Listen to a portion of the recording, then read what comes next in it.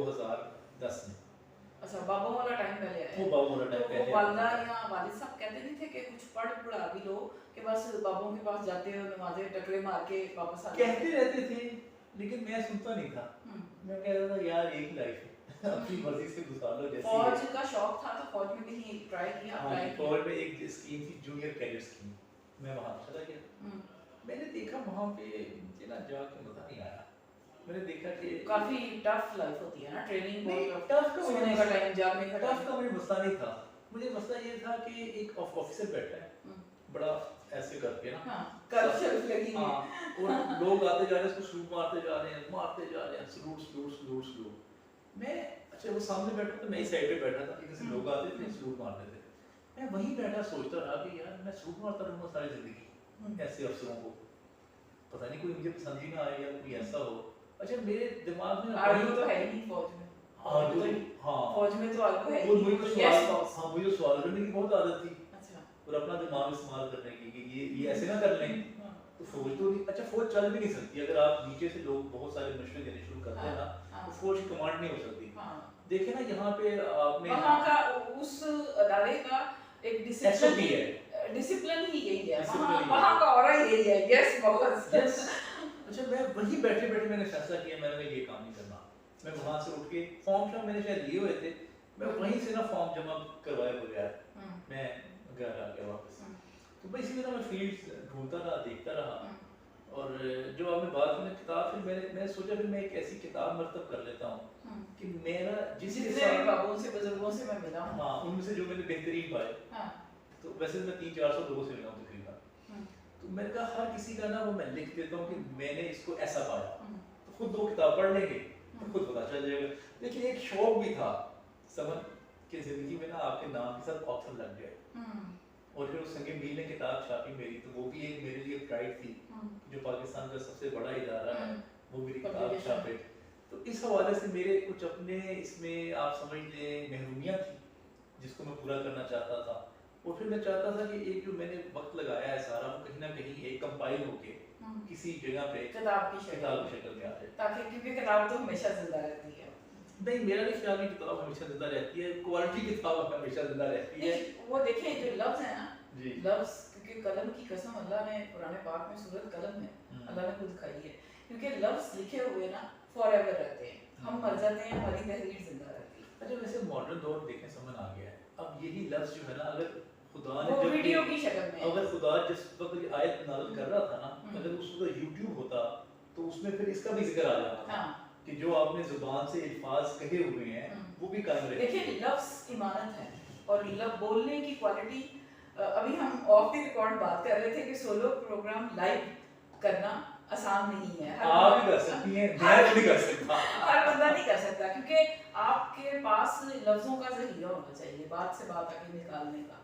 तो वो सारी ट्रेनिंग तो आपकी प्रिंट मीडिया से ही होती है, लिखने से ही होती है। क्योंकि जब आप कोई कहानी भी लिख रहे हैं या कोई अफसाना लिख रहे हैं तो वो एक किरदार को दूसरे किरदार के साथ फिर वो पस मंजर वो सारी चीज़ें आप लिख रहे हैं, लेकिन जब आप बोल रहे हैं तो सुनने वाला आपके लफ्ज़ों के साथ बंधा होता है। और जब कोई हमारी तहरीर को पढ़ रहा होता है, जैसे मैं आपकी किताब अगर आप मुझे गिफ्ट करेंगे तो मैं आपकी किताब पढ़ती हूँ, तो वो जो लफ्ज़ हैं तहरीर है वो मुझे वहाँ से उसको बंद करने नहीं देगी, अपने साथ जोड़े रखती है। अच्छा जो राइटर है उसकी यही होती है कि वो साथ जोड़े रखती है। वो जैसे मुतलसल हुसैन कारर साहब हैं, वो सफ़रनामे उनके मशहूर हैं और बहुत अच्छे उन्होंने सफ़रनामे, उनके सफ़रनामे पढ़े तो आपको लगता है कि पढ़ने वाले को कारी को यही लगता है कि मैं वहीं पर मौजूद हूँ, वहीं की सैर कर रहा हूँ। उनका तो एहसान ही बहुत ज़्यादा इस कौम पे।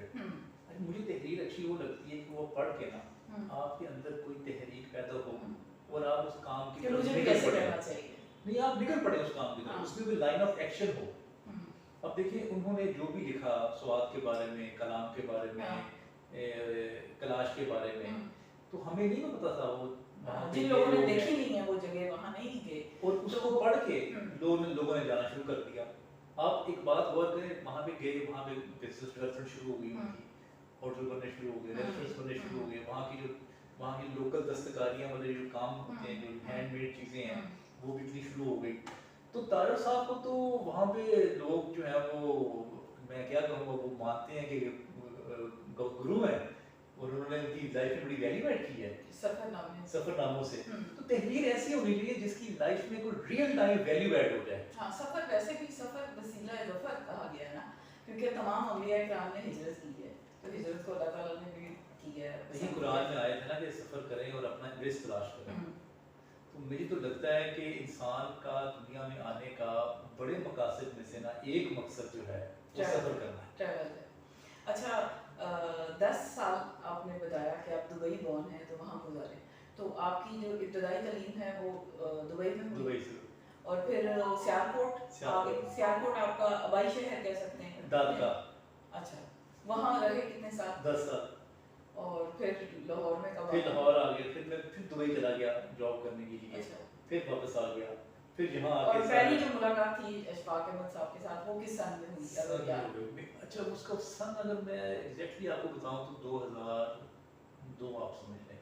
अच्छा, 2002, हाँ 2002। और मैं बस आप ये देख लें कि उनकी वफात से 4 में शायद उनकी डेथ 4 में हुई है। तो फिर मेरी 2003 में मुलाकात हुई है।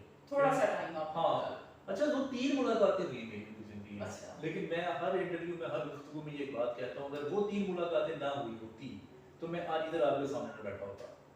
यानी वो 3 मुलाकातें जो थी वो आपके अंदर की दुनिया को बदल गई। हाँ, बल्कि 2 ही थी एक्चुअल मुलाकात। तीसरी मुलाकात में तो उन्होंने मुझे इनविटेशन कार्ड दिया था अपना ज़ाविया का, मैं उनके प्रोग्राम में चला गया था। अच्छा, पीटीवी पे जो वैसे 2 मुलाकातें मेरी उनके घर पे हुई थी बस।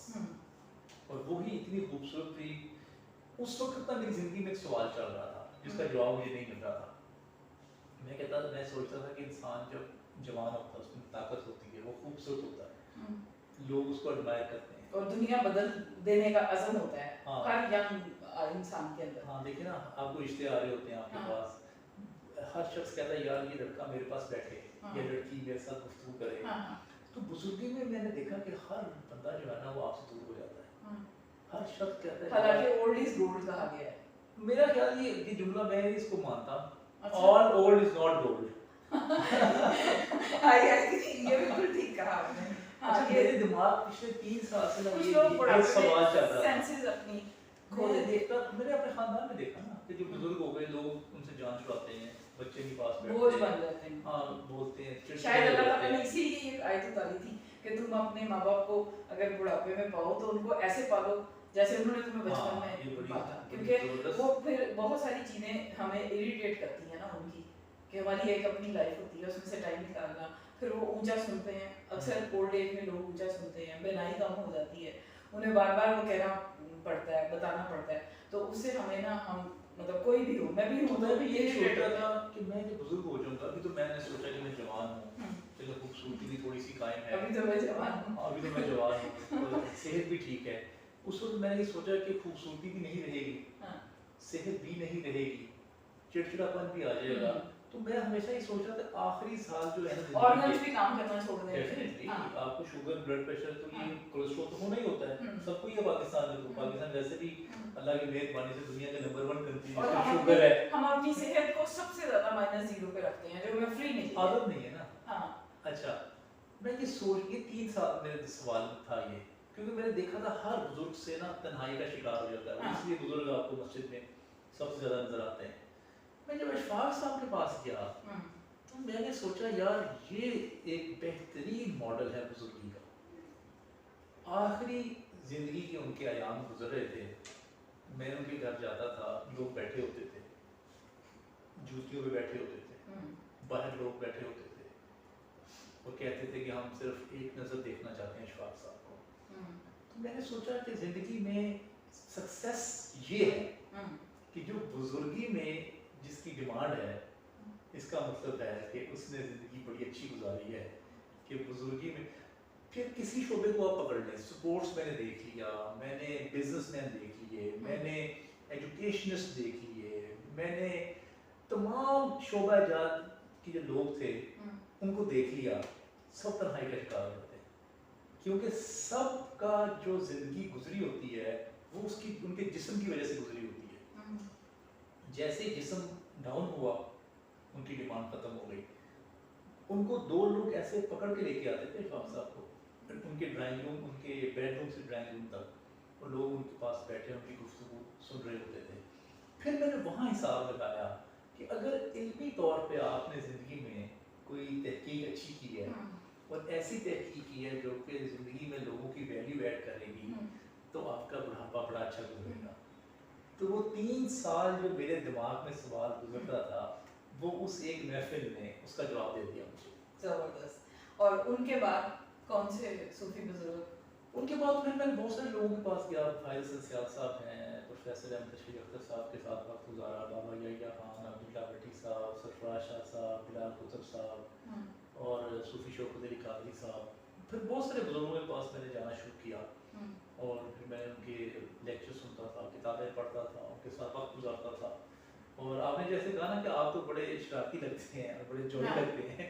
मैं उनके साथ आज का दौर तो डिप्रेस्ड है, बिजली का बिल ही इंसान को डिप्रेस्ड कर देता है और फिर लाइट जितनी ज़्यादा जलती है तो उसमें मुस्कुराना और लोगों को भी लोग आपकी वजह से मुस्कुराएं, तो मेरे ख्याल से ये भी सदका जारी है। अच्छा देखिए, ये मसाइल ज़िंदगी में रहने ही रहेंगे। मैंने ये बचपन में हिसाब लगा लिया था कि ये मसाइल रहेंगे ही रहेंगे। आपने इन मसाइल के साथ रहते हुए कुछ ना कुछ अपनी लाइफ को आप एंजॉय जिद करना है। करते थे बचपन में, मुझे ये चाहिए, मुझे ये चाहिए? नहीं, इस तरह की जिद नहीं करता था, वैसे कोई और जिदें किया करता था। मतलब वैसे मतलब क्या होता था ये जो आपकी चोटें लगी हैं तो उस पे फिर मार भी पड़ती थी? गिर जाता था ना मैं, देखिए मैं स्लाइड से गिरा था। अच्छा, ये माथा फट गया। कोई ऐसी शरारत जिसमें बहुत ज़्यादा कोई वालिदैन की तरफ, खास तौर पे वालिद साहब की तरफ से कोई मार या डांट पड़ी हो? देखिए उन्होंने मुझे क्या मारना, मैं वो जब हॉस्पिटल आते थे मेरा पहले ही खून निकल